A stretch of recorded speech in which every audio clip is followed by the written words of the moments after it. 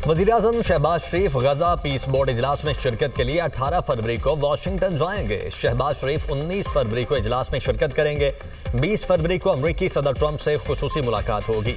वज़ीर-ए-आज़म की आलमी रहनुमाओं से साइड लाइन मुलाकातें भी शेड्यूल। अमरीकी सदर का एक बार फिर पाक भारत जंग का तस्करा। डोनाल्ड ट्रंप ने कहा पाकिस्तान और भारत की जंग में 10 तैयारे तबाह हो चुके थे। पाकिस्तान और भारत जंग एटमी जंग बन सकती थी। अमेरिकी न्यूज चैनल को इंटरव्यू में कहा, मैंने 8 जंगें खत्म करवाई, लोगों को मरते हुए नहीं देखना चाहता था। पाकिस्तानी वज़ीर आज़म ने कहा, सदर ट्रंप ने 1 करोड़ जानें बचाई।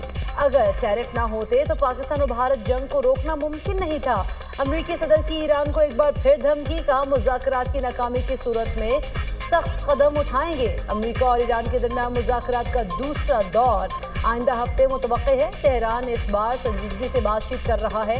ईरान को अमेरिकी फौजी ताकत का अंदाजा हो चुका है। मुज़ाकरात नाकाम हुए तो फौजी कार्रवाई के लिए एक और बहरी बेड़ा तैनात कर सकते हैं।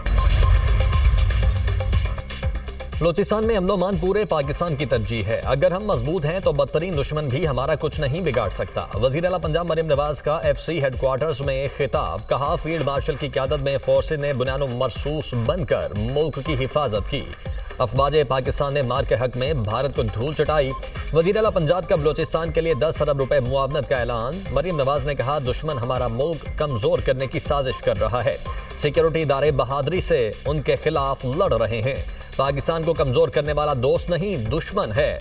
CCD पर सरमायाकारी 80% जुराइम कम हो गए। बतौर कौम हमें सख्त फैसला करना पड़ा। दहशतगर्दी के खिलाफ कोई इब्हाम नहीं होना चाहिए। बलूचिस्तान नेशनल पार्टी के सरबराह सरदार अख्तर मेंगल का इस्तीफा मंजूर। स्पीकर कौमी असम्बली ने अख्तर मेंगल का इस्तीफा मंजूर किया। अख्तर मेंगल ने 3 सितंबर 2024 को कौमी असम्बली से इस्तीफा दिया था। वो NA 256 खुजदार से रुकने कौमी असम्बली मुंतखब हुए थे। सोलर पॉलिसी में अचानक बड़ी तब्दीली। हुकूमत ने नेट मीटरिंग का निजाम खत्म करके नेट बिलिंग मुतारिफ करवा दी। नई पॉलिसी के मुताबिक यूनिट के बदले यूनिट एडजस्टमेंट खत्म कर दी गई। लाखों सोलर सारिफीन पर इजाफी माली बोझ पड़ने का खदशा। सोलर सारिफीन 1 यूनिट बिजली ग्रिड को देते थे तो बदले में आपका 1 यूनिट फ्री एडजस्ट हो जाता था। अब ग्रिड सोलर सारिफीन से बिजली 8 से 10 रुपए फी यूनिट खरीदेगा। जब आप ग्रिड से बिजली लेंगे तो आपको मुकम्मल रिटेल टैरिफ देना होगा। ये टैरिफ तकरीबन 50 रुपए फी यूनिट तक हो सकता है। नई पॉलिसी का इतलाक फौरी तौर पर होगा। सोलर सारिफीन से मुतल्लिक दुनिया न्यूज की खुसूसी ट्रांसमिशन। नेट मीटरिंग और सारिफीन को दरपेश मसाइल से आगाह किया। मुल्क में नेट मीटरिंग सोलर सारिफीन की तादाद 4,66,000 तक पहुंच गई। 82% सारिफीन बड़े शहरों में मौजूद। लाहौर 24% के साथ नेट मीटरिंग सारिफीन को सरे फहरिस्त। मुल्तान 11, रावलपिंडी 9, कराची में नेट मीटरिंग सारिफीन का हिस्सा 7% है। फैसलाबाद 6% के साथ फहरिस्त में शामिल। नेट बिलिंग पॉलिसी से कराची के 32,000 रिहायशी सारिफीन के मुतासर होने का भी खदशा। कराची में बिजली की खपत 2900 से 3900 मेगावाट है। नेट मीटरिंग के जरिए तकरीबन 300 मेगावाट बिजली पैदा की जाती है। एनर्जी माहिरीन का कहना है कि डिस्कोस के इलेक्ट्रिक 55 से 60 रुपए में बिजली फरोख्त करेंगे और खरीदारी तकरीबन 11 रुपए में होगी। कराची चैम्बर के मुताबिक खरीदो फरोख्त की कीमत में बड़ा फर्क गैर मुनसिफाना है। नई पॉलिसी अवाम को बैटरियों के इस्तेमाल की तरफ धकेलेगी। ज़र मुबादला के ज़खायर पर दबाव आएगा। सेनेट इजलास में सोलर सारिफीन के तहफ़्फ़ुज़ और नेपरा मुसव्वदे को कौमी पॉलिसी से हम आहंग करने की करारदाद मुस्तरद। करारदाद सेनेटर ज़रका सोहरवर्दी ने पेश की। वज़ीर तवानाई अवैस लगारी ने करारदाद की मुखालिफत कर दी। ऐवान बाला में नेपरा पॉलिसी की भरपूर मुखालिफत। सेनेटर अली जफर ने कहा, IPPs माफिया बहुत महंगी बिजली हुकूमत को दे रहा है। IPPs का कर्ज खुद देने की बजाय हुकूमत ने सोलर पैनल लगाने वालों पर बम फोड़ दिया। हुकूमत 11 रुपए में बिजली खरीद कर 40 रुपए में बेचेगी। सेनेटर शहरी रहमान बोली, हम सब बिजली के बिल पर टैक्स दे रहे हैं लेकिन आप मुसलसल ये चार्जेस बढ़ा रहे हैं। IPPs इस वक्त अजदहे की शक्ल इख्तियार कर चुके हैं। पब्लिक सेक्टर को आप बंद करते जा रहे हैं।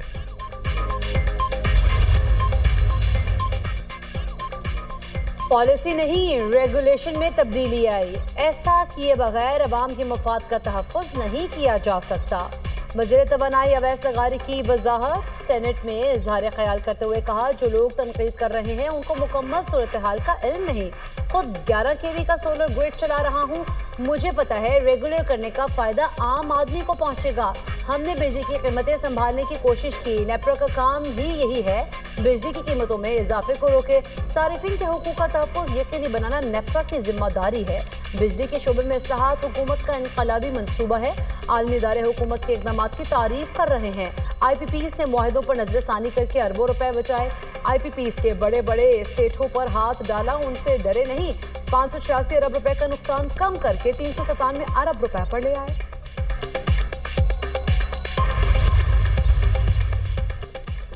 अमीर जमात इस्लामी ने नेट मीटरिंग का खातिमा अवाम दुश्मन फैसला करार दे दिया। हाफिज नईमुर रहमान का कहना है कि ये मुआशी दहशत गर्दी है। पावर सेक्टर में हुकूमत की तमाम पॉलिसीज नाकाम हो चुकी हैं। हुकूमत का मकसद IPPs माफिया को बचाना और आवाम से सस्ती बिजली का हक छीनना है।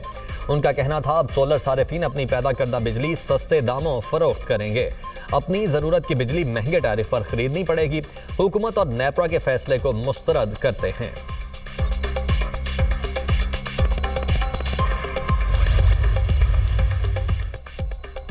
चीफ जस्टिस पाकिस्तान की ज़ेर सदारत सुप्रीम जुडिशल काउंसिल का इजलास आज होगा। ज़राए के मुताबिक इजलास में हाई कोर्ट जजेस से मुतालिक शिकायत का जायजा लिया जाएगा।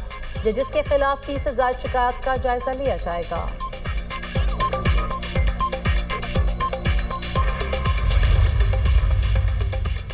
सिंध हाई कोर्ट में तहरीक इंसाफ के कारकुनों की 3 MPO के तहत नजरबंदी का केस, सरकारी वकील ने नजरबंदी वापस लेने का नोटिफिकेशन अदालत में पेश कर दिया। अदालत ने कहा, नोटिफिकेशन वापस लिया जा चुका, दरखास्त गैर मुअस्सर हो चुकी है। अदालत ने एडिशनल चीफ सेक्रेटरी दाखिला के खिलाफ तौहीन अदालत की कार्रवाई की इस्तदा मुस्तरद कर दी। अदालत ने तमाम दरखास्तें निपटा दी।